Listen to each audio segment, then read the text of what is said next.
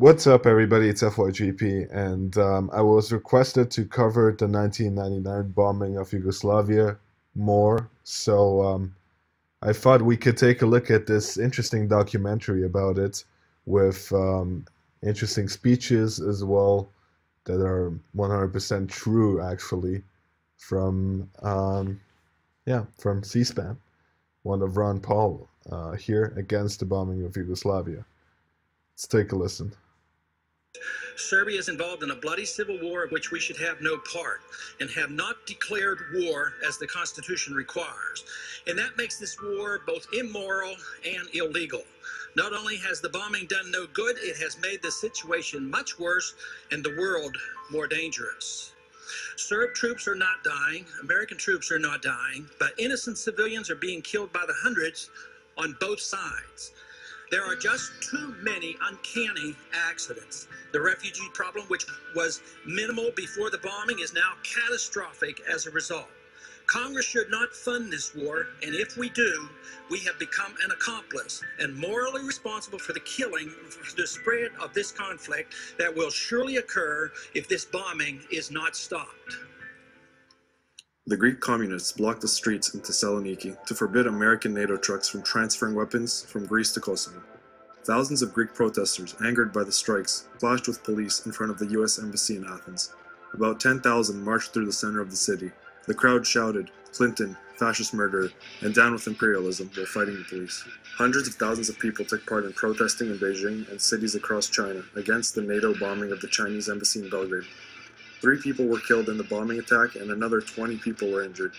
Thousands of students and staff from dozens of universities marched past the US and British embassies carrying banners that read, "Kill NATO, Stop American Aggression, and Pay Blood Debts in Blood." As the numbers swelled from separate institutions, the movement became angrier and more violent.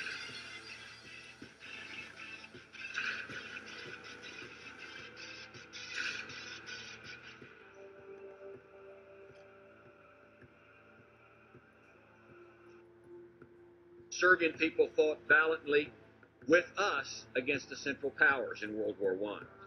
In the end, 25% of the Serbian population was killed during that war. Despite the toll World War I took on Serbia, when World War II started, they were back helping us again, the United States. Serbian George Dudic was among those who risked his life to save those American downed pilots. And when Mr. Dudic and his family later came to the United States after Communist Tito took over, he took time to find many of those downed pilots and crew members to meet with them once again. In total, the Hayward mission saved 512 U.S. airmen. Not one American was lost, although many Serbs died in that attempt. Pa je primjer radi to veče kad sam ja bio u gradu, bombardovano je 2 velelebne zgrade generalštaba u samom centru grada u kome nikoga više nije bilo i istovremeno pogođen je i dio jedne bolnice koja niti u kom slučaju nije mogla biti nekakav civilni cilj, a da tragedija bude veća kad su spasioci stigli da spašavaju ljude koji su stradali, bomba je ponovo bačena na te spasioce kojima je stradali. Incredible, incredible. I did not know that they killed the firefighters as well. But yeah, that's the double tapping. That's what they do. They hit a bunch of civilians, they killed the first responders too. You saw that on that leaked video from the helicopter, obviously. And yeah, they often do this with weddings as well. In the Middle East. Blow up a wedding. Načelnik Beograda, mislim, sjećam da su mu oba dvije noge amputirane.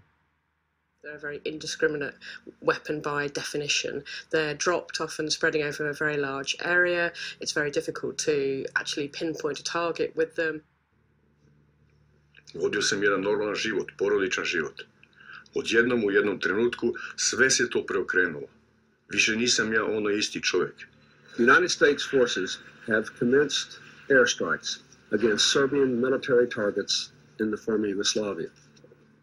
Bombe su padale 4 do 5 kilometara vazdušne linije u naseljeni deo grada gdje apsolutno nema nikakvih vojnih ciljeva.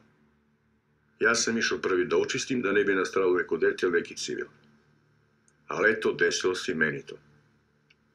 I možda i bolje tako nego da je nastradalo neko dete. Kada sam ležao sam na zemlji, bol nikakvu nisam osjećao. Desnu ruku vidio sam odmah da nemam. Strašno. Strašno.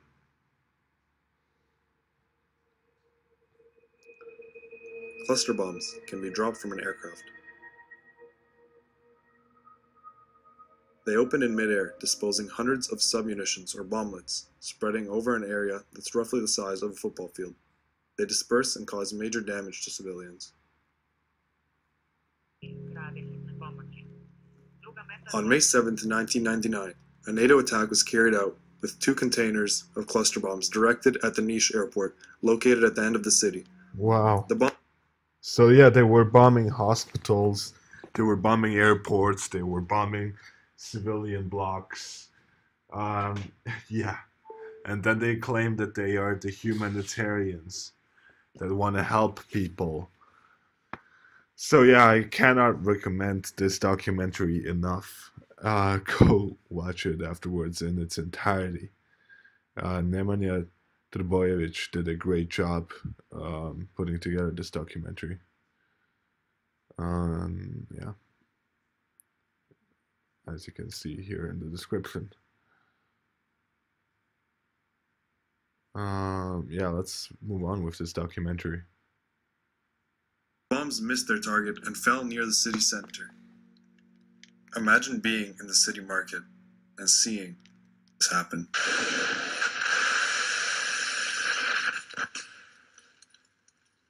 Although forbidden by international law, NATO used cluster bombs against Serbia, and one of those cluster bombs ended a very memorable life, a crime that Serbia won't ever forget. Imaju 3 možda ovako upečatljiva slučaja. U jednom sam i sam prisustvovao, a u 2 sam bio u jednome blizu, a drugi je potresao cijelu tadašnju Srbiju, kada je u Batajnici beba, da kažem, ili mala djevojčica, mislim da je imala 3 godine, bila na WC šolji i bomba je pala i usmrtila ju. Milica Rakic, a 3-year-old girl, was fatally injured in the bathroom of her home when a shrapnel from a cluster bomb hit her in the head. The traces of the damage done by the bomb are still visible on the facade around the bathroom window. The family decided not to repair the wall as a reminder of the horrific crime.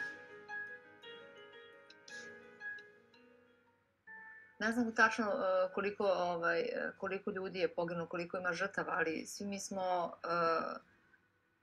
osetili to na svojoj koži. Svako je izgubio nekog dragog. Za vreme bombardovanja je poginuo mog supruga, dobar drug, i to je za nas bilo strašno. Bukvalno kao da je on izgubio brata, jer moj muž je jedinac, on nema ni brata ni sestru i Nebojšu je doživljavao kao brata. Tako da puno ljudi su izgubili što svojih bližnjih, što svoju kuću i ostali bez doma, promenio im se bukvalno život. His name was Nebojša Stojanović, a 27-year-old who worked as a technician when the Serbian radio television station was bombed on April 23rd, 1990. Oh yeah, they also bombed the Serbian radio television station. They bombed civilians, they bombed the media.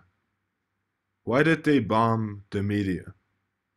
Imagine if somebody dropped a bunch of bombs on CNN, on the CNN headquarters. Well, actually, now that I think about it, no. NSA, you won't see me saying anything on this podcast regarding that. But I'm just kidding. I'm just saying. I mean, you know, imagine if somebody destroyed CNN. Like, yeah, that would be amazing. Imagine that. Yeah. No deaths. I don't want any people to die. But imagine that all of a sudden just CNN disappeared from the face of the earth. There was no CNN all of a sudden. That would be amazing. Yeah, sure. Just no victims. Yeah, of course. But it's disgusting how they were targeting also the media, the Serbian media, that was just documenting the crimes of NATO in Yugoslavia. And yeah, this documentary is quite hard to watch because they show all of these people who have suffered through this. And but yeah, they have obviously. I mean, the guy who did it is a Serb living in Canada. Um, so yeah, I mean, he's gonna tell you the truth about it. Oh yeah, that's also when they bombed a train. A train they did. Let's take a look. That's Wesley Clark saying something. Let's take a look. So they bombed this train, and Wesley Clark has something to say. Let's take a look. Got wounded, but one missile wasn't enough. The second strike followed up in a matter of seconds. Again, double tapping again. So they just hit a train, and then just to make sure that everybody's really dead or something, just hit him again.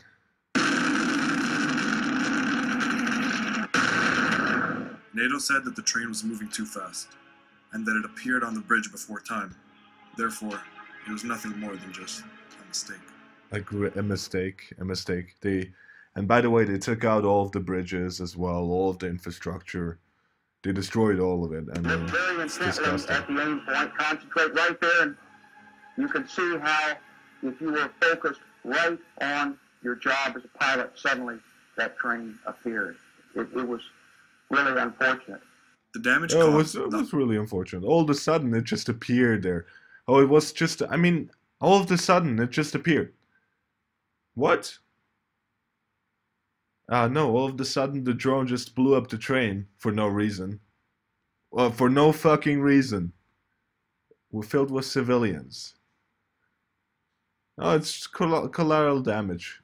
Wesley Clark. The hospitals in Aleksinac were regarded as collateral damage by American officials.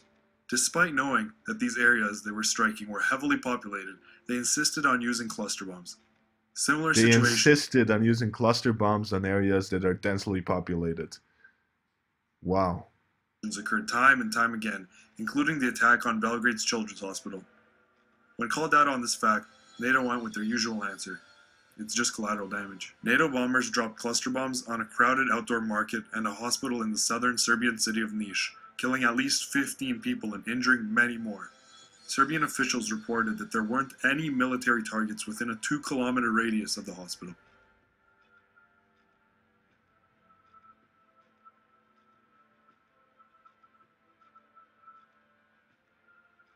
Gađan je most u po bijela dana i vidi se na snimkama vozila koja, zahvaljujući porušenom mostu, survavaju se zajedno sa dijelovima mosta u Dunav.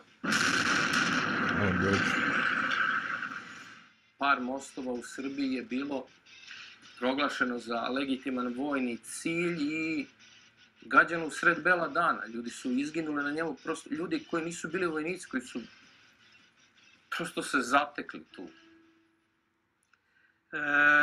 To je i nateralo nas, što kažu, na to da razmišljamo, da svaku mogućnost iskoristimo i za rad, i za život, i za napredak, i kako hoćeš. Sigurno je jedno da poslije ovog što se desilo, Srbija se neće oporaviti dugo godina bez mogućnosti da kažem ili procenim koliko dugo, ali apsolutno jako dugo. Svi njezini umni, fizički i materijalni resursi neće biti dovoljni da nadoknade ono što je uništeno u roku 78 dana, a građeno 78 godina. I onda je, hvala Bogu, to već prošlo. Znači, bukvalno pred kraj, ja sam htjela da izađem iz svoje kože, onda više nisam mogla da se nosim sa svim tim i više nisam bila dovoljno jaka. Valjda sve to vrijeme što sam trudila da to ne bude tako strašno i da samo sebe ubedim da će to brzo da prođe, da se nama ništa neće desiti. Ne samo nama, nego i svima, da eto, to će biti tako kratko i da će da... Over the course of the campaign, NATO launched 2,300 missiles at 990 targets and dropped 14,000 bombs, including depleted uranium bombs and cluster munitions.